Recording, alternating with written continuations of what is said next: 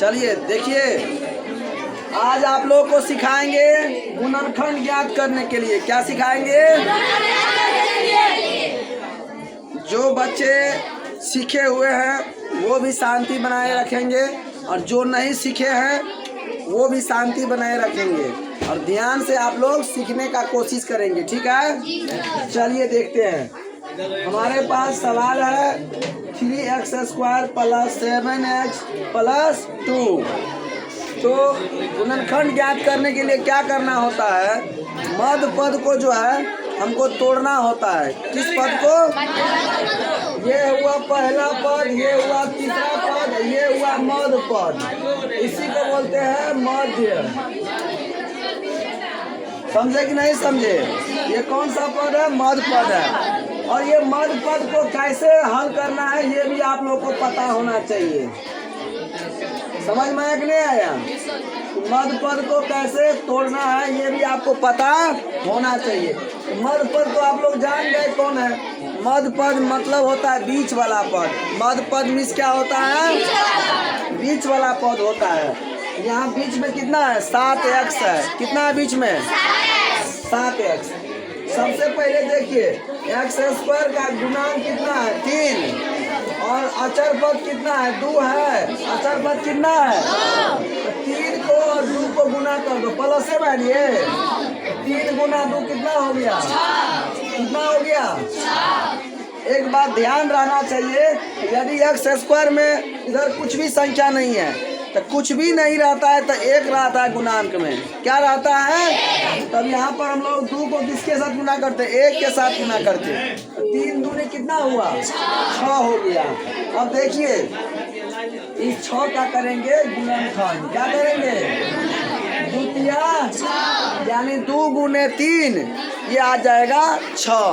अब यहाँ पर हमको इसी गुणनखंड में से 7 पुराना है। चाहे आप जोड़ करके पुराइए या घटाव करके पुराइए, किसी तरह भी आपको क्या करना है? 7x पुराना है।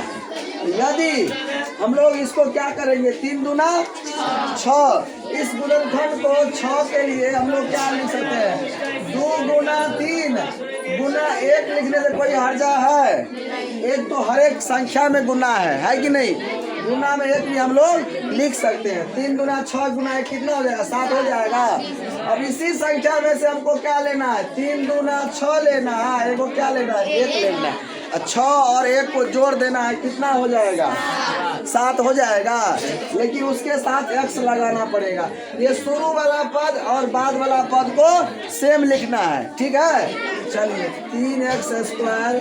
अब यहाँ पर इसको तोड़े हैं तो किस में तोड़े हैं? 3 दूना 6 और 6 और 1 7। 7 जो है जिस संख्या को जोड़ करके हम 7 लाए हैं उस दोनों संख्या को गुना करके ये आ जाना चाहिए।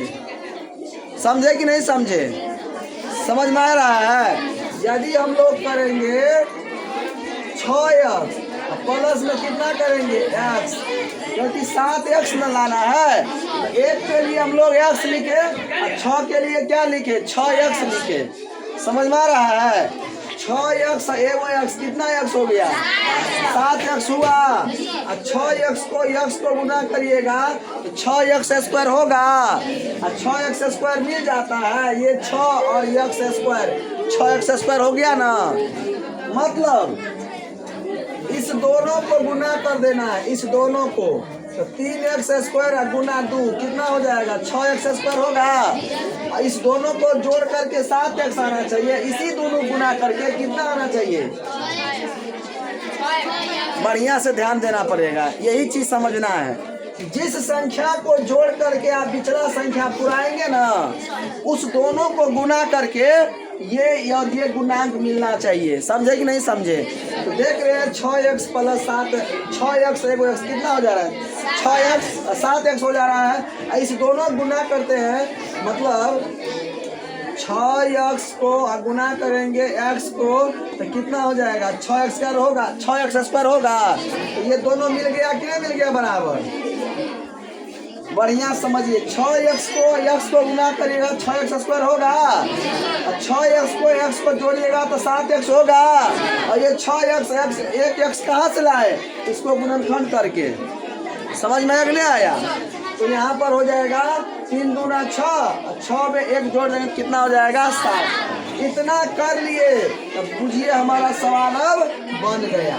इतना ही करना रहता है, बाकी जो है ना बहुत आसान है।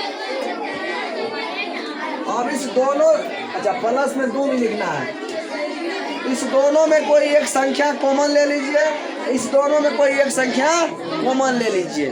तो आप लोग देखिए, कॉमन हमेशा अधिक से अधिक बड़ी से बड़ी संख्या लेना होता है, और नहीं होता है तब हम लोग छोटी संख्या पे आते हैं। दोनों में देखते हैं यक्स है, और यहाँ दोनों में 3 से कट रहा है। यदि हम 3x कॉमन ले लेते हैं तो 3x से 3x स्क्वायर में भाग करेंगे तो 1x बच जाएगा, और प्लस है तो प्लस देंगे। 3 दूना कितना होगा, यहाँ भी 1x, यहाँ भी 1x, तो यहाँ पर x तो नहीं बचा, क्या बच गया 2 बच गया।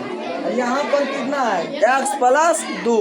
यहाँ देखिए क्या कॉमन लेंगे, यहाँ पर हम लोग प्लस में 1 कॉमन लेंगे, तब क्या हो जाएगा x प्लस कितना हो जाएगा।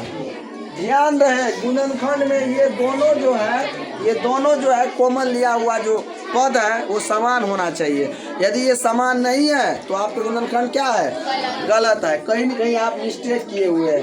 तो हमारा x प्लस 2 यहाँ भी आ गया, x प्लस 2 यहाँ भी आ गया, और अगर दोनों बराबर आ गया तो गुणनखंड क्या है 100% सही है। अब दोनों में बराबर है, इसीलिए हम लोग दोनों में से कोई एक लेंगे, और दोनों कॉमन लिया हुआ को एक साथ लिखेंगे। कॉमन लिया हुआ कौन कौन है, एगो 3x, और क्या कॉमन लिए प्लस में एगो गुणनखंड हो गया ये दोनों में से कोई एक ले लेंगे। x प्लस कितना हो गया, यही आपका हो गया गुणनखंड। 3x plus 1 into x plus 2। समझ में आया कि नहीं आया?